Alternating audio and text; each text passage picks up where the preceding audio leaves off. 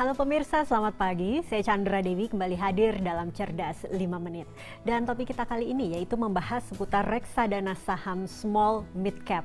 Apa itu reksadana saham small mid cap? Bersama saya di studio Metro Manulife telah hadir Bapak Freddy Teja, Head of Investment Specialist dari PT Manulife Asset Management Indonesia. Selamat pagi Pak Freddy. Selamat pagi Chandra. Pak Freddy, langsung ini sebelum kita membahas reksadananya, sebetulnya yang dimaksud dengan saham small mid cap ini apa ya Pak? Iya.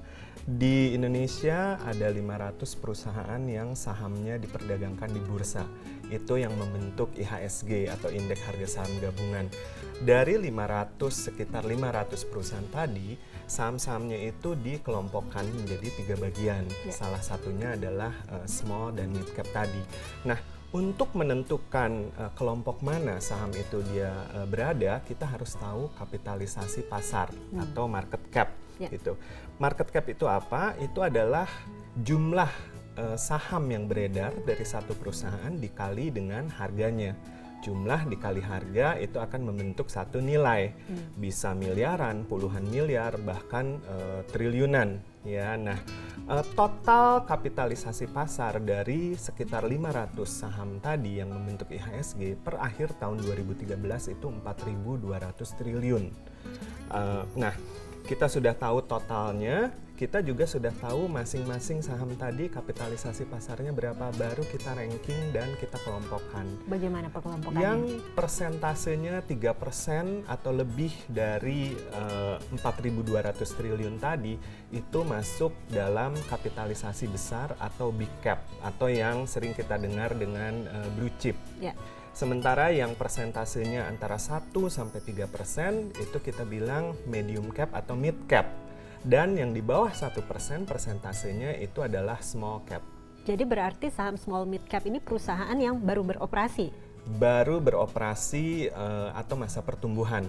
Ya, jadi kita langsung sambung karakteristiknya ya. Karakteristik small mid cap itu perusahaan siklus bisnisnya itu terbagi 3. Jadi baru mulai beroperasi, startup bisnis, kemudian masa-masa pertumbuhan yang cukup pesat, dan masa maturitas sudah dewasa, sudah kokoh, kuat, lebih stabil.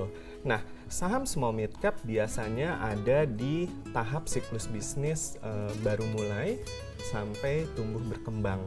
Ya, itu karakteristik yang pertama. Dan yang kedua, karena dia baru beroperasi dan baru tumbuh berkembang, dia bisa sangat potensial tapi juga bisa sangat rentan terhadap persaingan misalnya. Oke, tapi sepertinya karena ini perusahaan yang baru atau baru tumbuh, sepertinya kok agak susah ini Pak Freddy untuk mencari saham small mid cap. Bagaimana ya?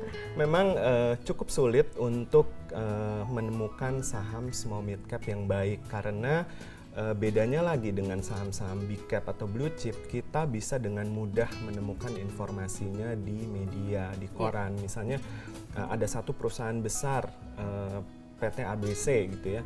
Kita biasanya dengan mudah tahu tuh profit perusahaan tersebut tahun ini berapa, penjualannya seperti apa, kemudian rencana bisnis ke depan seperti apa. Sementara saham-saham small mid cap, informasi-informasi tersebut tidak terlalu terbuka.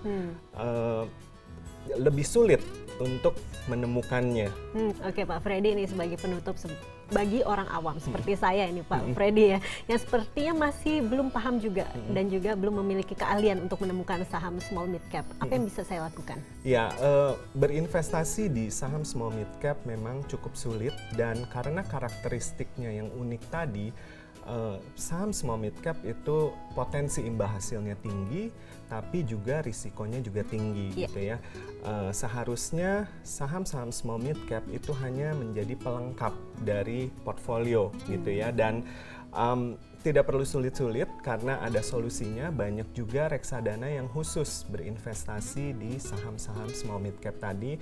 Biarkan manajer investasi dan para analis saham yang bekerja mengelola portfolio, melihat dan mencari saham-saham yang potensial tadi.